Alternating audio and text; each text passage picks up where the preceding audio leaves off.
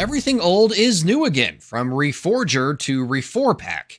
The Air Force dusts off a decade-old exercise and reformats it for the Pacific. We'll talk about it. And solving problems at the tactical edge. See how this Virginia-based company is enabling soldiers, sailors, airmen, and Marines to 3D print solutions to countless problems right in the battle space.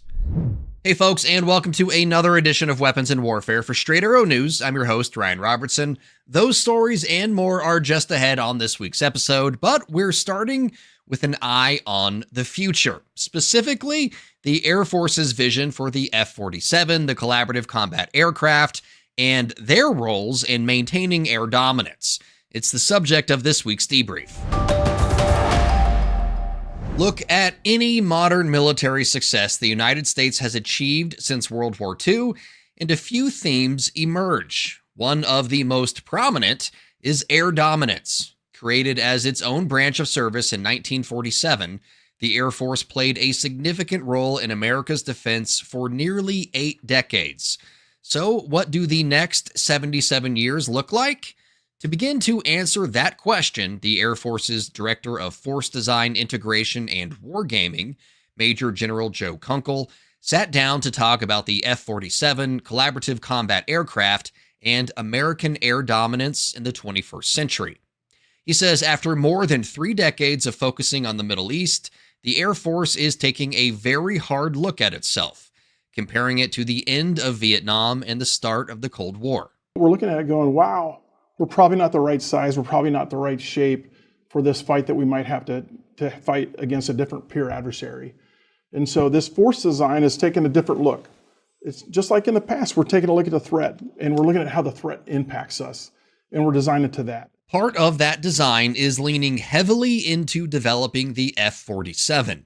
Born from the Next Generation Air Dominance program, the Boeing-designed jet will be America's first 6th-generation air superiority fighter.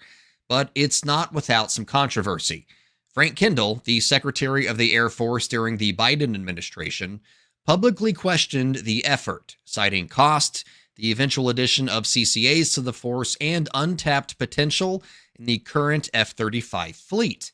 That's not a view shared by General Kunkel. The F-47, the NGAD before we called it the F-47, absolutely does matter and changes the character of the fight. I mean, it does. It doesn't change the character of the fight just for the Air Force, it changes it for the Joint Force. Right. You know, it allows us to get places, allows the Joint Force to get places where it otherwise couldn't. You know, it allows us to move closer to the adversary. It allows us to counter the adversary in ways we can't. With an expected combat radius of more than 1,100 miles and a top speed around Mach 2, the F-47 is expected to enter service sometime before 2029. That's around the same time as the Collaborative Combat Aircraft, also known as the CCA, is expected to fly into service as well. These unmanned machines are seen as one of the key next steps in the DoD's efforts to modernize the nation's defense. What CCA does in the fight is twofold. One, it provides affordable mass, but the other thing it does is it complicates the picture for an adversary. And you know, as an air-to-air guy, we all know that the easiest picture is this single axis, single azimuth, picture that to fight. What's more complex and harder to fight is this multi-axis, dense threat environment. And with CCAs, we have the opportunity to do that. This past March, the Air Force narrowed the list of potential builders for the project down to 2, General Atomics and Anduril. Ground testing for the initial prototypes, the YFQ-42A and YFQ-44A, started in May, with the first flights anticipated sometime this summer. The Air Force intends to reach a production decision for Increment 1 of the program a little less than a year from now. Ultimately, General Kunkel sees the CCA as not only a force multiplier, but a force enhancer. CCA integration with F-47 makes the F-47 better. CCA integration with F-35, F-22, I would suggest potentially in the future a B-21, E-7, and maybe just CCA on its own. Complicates the adversary picture, puts us in a better position where it makes the fight better for all of us. While much of the Air Force's planning is focused on years down the road, Kunkel says they are paying attention to what's happening around the world right now, citing examples of current conflicts in Ukraine and the Middle East, acknowledging that bigger may not be better when it comes to neutralizing threats. If we're shooting multi-million-dollar missiles against, multi-thousand-dollar drones, we're in this cost position that doesn't make sense for us. And we've been pursuing cheaper weapons and a mix of, affordable mass for a long time. But it was one more example where it's like, hey, this affordable mass, there's something to it. We need to figure out how to do it so we don't find ourselves on, depleting weapons when frankly we don't need to. One thing the Air Force is very aware of is the traditional thinking about what air superiority looks like and how that's likely to change as programs like the B-21, CCA, and F-47 come online. There's probably places where there's mutual air denial, where no one has air superiority, but we're denying the air domain to the adversary. And I think, in some of these cases, that may be perfectly acceptable, where we don't have like this dominating presence all the time over, we're not trying to take over a plot of air, but we're certainly trying to deny it from the adversary and deny its use. Now, is that air superiority? I don't know. I tend to think it is, but it may not be, the traditional definition that we've had. General Kunkel went on to say that the way the Air Force builds its arsenal is changing, moving from a this fighter or this bomber mindset to one of this system or that system. A total integration of fighters, bombers, air refuelers, hypersonics, and unmanned aircraft, just to name a few. We are on the verge of something great. We've got the right people in place to develop the right capabilities. We've figured out what it takes to win, and we are aggressively pursuing those things. All right, time now for some headlines that you may have missed. Senior producer and Air Force veteran Brett Baker joins us once again. Brett, over the weekend, I went down to Kansas City to visit some family, and I got this awesome new water bottle. I just had to show it off to you. It kind of leaks a little bit. I don't know if it's a North Korean water bottle. Not really the best, but it looks great, so I just wanted to show that to you. Be sure to record yourself going through TSA the next time we go somewhere. Absolutely. With that in your backpack. Yeah, I'm going to put that in there and just, I'll have you on the other side and, we'll see what happens. They got rid of the fluid restrictions. We don't have to take our shoes off anymore, so maybe I'll be able to get through. We'll see. All right, let's go ahead and get to those headlines. What do you say? Let's do it. Ukrainian Air Force has some new vehicles to bolster the operation and maintenance of its F-16 Vipers as they continue to battle back against Russia's illegal invasion. Provided by the charitable foundation Come Back Alive, these vehicles will help with munitions handling and serve as a mobile command post of sorts. With at least 85 F-16s pledged to the Ukrainians, this kind of ground support is really a big deal, Brett. And, looking at it, it's kind of taking the all of the operations that you would normally see at a base and putting that on the move so that these F-16s can operate from austere locations.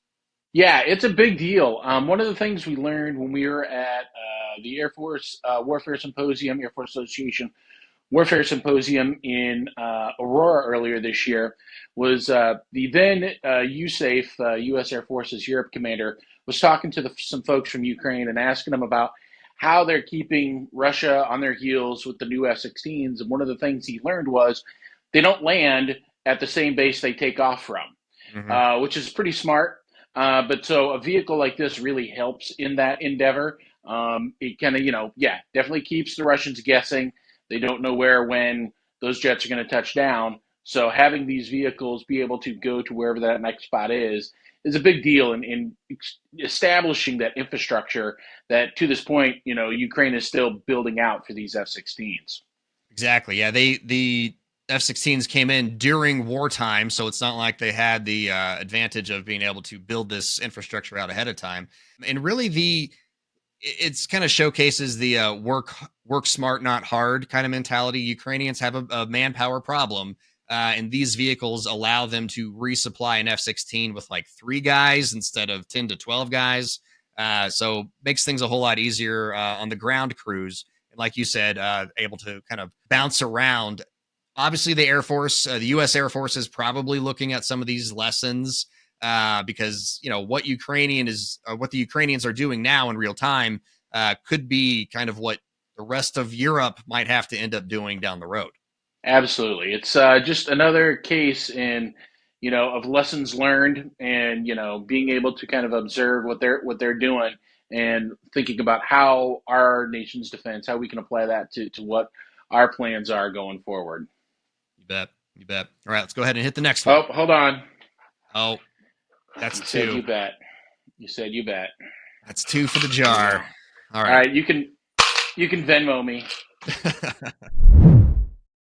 All right, checks in the mail, Brett. Next up, in late July, Iran claimed they warned a U.S. Navy destroyer to change its course while it was cruising near their waters. Iranian state media even released a video showcasing the USS Fitzgerald, a guided missile destroyer. On the clip, you can hear a crew member warning the Fitzgerald that it was getting too close to Iranian territorial waters.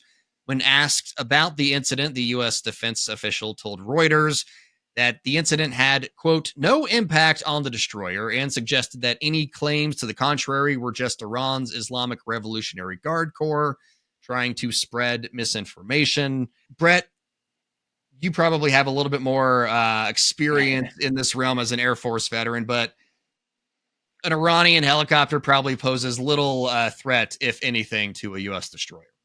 This is like the international example of hold me back, bro. Flexing, some puffery, not really bringing much of a threat. I'm like, okay, we're close to your waters. Are we in your waters? No. No. So what are you going to do? Yeah. Yeah, I think this is just Iran needing something to flex about and let their folks know, hey, we're out here. We're keeping it tight. When in reality, this is just kind of like a very amusing anecdote, probably for the guys on that ship, the guys and gals on that ship. So, yeah, hold me back, bro. Right. Yeah.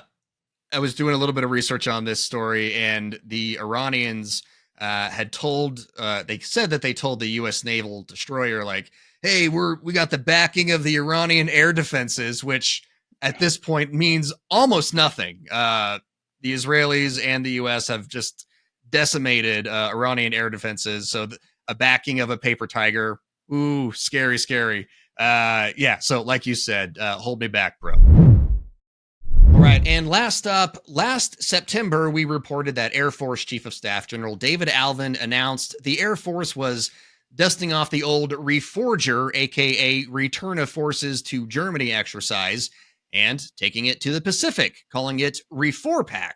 Well, it's happening right now as we're recording this segment. It's due to end August 8th. According to Air Force officials, Resolute Force Pacific involves more than 400 aircraft and over 12,000 personnel across more than 50 locations spanning 3,000 miles. Over the years, there have been various exercises in the Pacific, but nothing quite on this scale, Brett. No, I think this is a great thing. My time in the Air Force was experienced as the wall was coming down, as the East was open up. So Reforger kind of was something that kind of fall into the backside. But in its day, it was a big deal. It was a big, massive military movement because that's where we thought the next conflict was going to be. I think this is a great idea because there's only so many troops that are going to be positioned in the Pacific Air Force at any one time. So if you get this kind of exercise going with not only the troops that are going to be headed there, but also your allies and having that interoperability, that the experience of working together, I think that's a big deal. So I think it's kind of a great idea to dust off this concept and bring it back and make it new again for what looks to be wherever the next area of concern is for our national defense. You bet. Yeah, the REFORPAC is obviously an Air Force exercise. Later on in August, there's the large scale exercise, is what the Navy and Marines call their kind of large scale exercise. And it's going to be a global event and doing a lot of the same thing that, got an email, doing a lot of the same thing that REFORPAC is doing with Air Force, but doing it with naval and Marine forces, kind of with allies all over the globe. So yeah, any kind of interoperability exercises the U.S. can do ahead of a potential conflict with China just makes things go that much smoother when the feces hits the oscillator, as my dad used to say. All right, Brett, really thank you for joining us once again. And I think there's 2 you bets or 3 you bets by the end of it. Yeah, I think you had a secondary, you bet. So yeah, we'll Okay. just keep it running total. All right, and then at the end of the year, I guess we'll decide what kind of charity we'll donate all that money that I owe you. There you go. So, Something all like right. that. Thanks, Brett. You bet.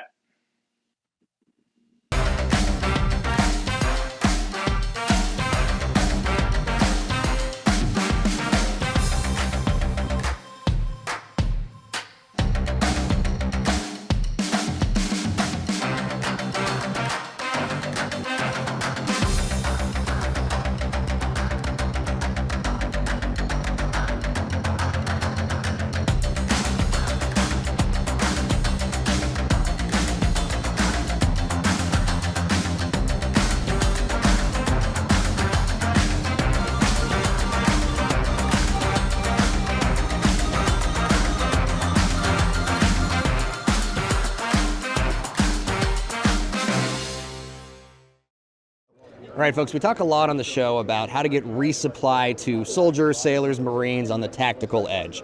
And, things break. So what do you do when you're out on an island, maybe somewhere in the Pacific, and you need some more parts and, Ace Hardware is not exactly down the street? Well, joining me now for our Weapon of the Week this week is Bruce Lemaster with Obsidian Solutions Group. Bruce, thank you so much for joining us today. Sure, Ryan. So we are talking about your trailer that you have set up here. It's all about getting resupply to folks at the tactical edge with 3D and adaptive printing. That's right. Walk me through it. So we hear this all the time. The folks on the front line, the expeditionary folks, they want capability to print parts in theater. But no one to date has really come up with a definitive answer of how that should happen. So we put together a concept. We've got a pop-up tent here essentially from HDT Global. This is their X-Pop.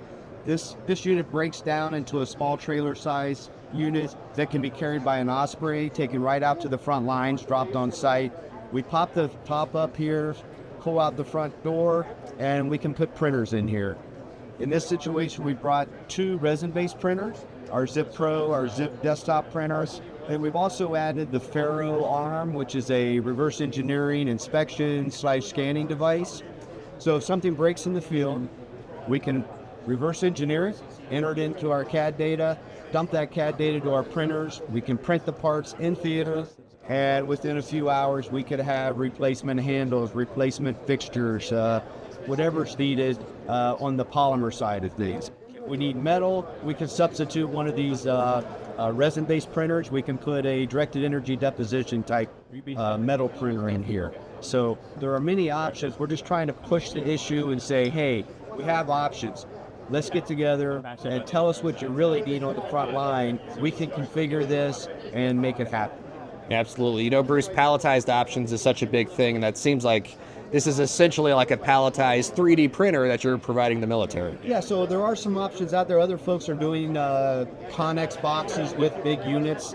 This is a much smaller unit, so more transportable. We can't get the big powder bed-based metal printers in here, but we can certainly do resin printers, extrusion-based printers. We can do the directed energy deposition. So there are plenty of options here. We're trying to force the issue and get them to commit and say, yes, that's what we need on the front line. We'll configure it and we'll put it out there. Bruce, thank you so much for joining us today. Really appreciate your time. Appreciate it. Over the past year, we've talked a lot about America's need for more shipbuilding and the Navy's growing list of maintenance needs on their current fleet. So it's only fair to recognize positive developments in that arena as well. It's time for Comms Check. Say hello to the U.S. Navy's newest ride, the USS Pier. At 418 feet long and a price tag of $600 million, the Pier is the last of the Independence-class littoral combat ships to be delivered by Austal USA. This wraps up a controversial chapter in naval shipbuilding, as the LCS program had its fair share of issues. According to a 2021 Government Accountability Office report, some of those problems include, but are not limited to, design flaws, hull cracks, and propulsion problems that significantly affected the ship's readiness. While the Independence-class LCSs were intended to be versatile enough to handle a variety of missions, high maintenance costs and a heavy reliance on outside contractors have made things challenging. Still, lessons learned from the LCS program will definitely shape the new Constellation-class frigates coming down the pipeline. So while the LCS has a bit of a mixed legacy, it's a reminder of both ambitious goals and the bumps along the way. So, what's next for the USS Pier? Following commissioning later this fall, the ship will head to its new home port in San Diego, supporting forward presence, maritime security, sea control, and deterrence in key operational theaters. All opinions expressed in this segment are solely the opinions of the contributors. All right. That's going to just about do it for us this week at Weapons and Warfare. Thanks for hitting play. Go ahead and like and subscribe to our social media feeds and share our stories with your friends while you're at it. Our mission at the show is to help average citizens understand why their government spends so much on national defense, and you can help us accomplish that with just a few clicks. For my wrap this week, I guess my thoughts can be summed up best with the old saying, better late than never. When President Donald Trump was on the campaign trail before taking office again, he often criticized his predecessor for allowing the war in Ukraine to happen. President Trump said the war never would have happened on his watch because Putin would have listened to Trump and not invaded. During his first few months in office, President Trump again leaned on his relationship with the Russian leader during negotiations, thinking that would be enough to stop the fighting. But it wasn't enough then, and it's not enough now. Vladimir Putin is on a mission to rebuild the Russian Empire, and there doesn't seem to be enough diplomacy in the world to appease him. And it seems President Trump is finally coming around to that truth. If you're a fan of the show, you've heard me say I think we need to help Ukraine defend itself. You've heard me be critical of the current and past administrations when weapon shipments were insufficient, slow, or just outright ceased. Now, I'm celebrating the White House's current stance on the Russian-Ukraine war. Trump is selling weapons and ammo to Ukraine, and Washington shortened the window that Moscow has to reach a deal. I'm not sure what exactly happens when that window closes, but if Trump's handling of the Iran negotiations are any indication, Moscow may want to strike a deal while there's still leaders left to do so. Better late than never. For senior producer Brett Baker, motion artist Dakota Patillo, and video editor Emma Stultzfus, who is helping us out this week. Thank you so much, Emma. I'm Ryan Robertson with Straight Arrow News, signing off.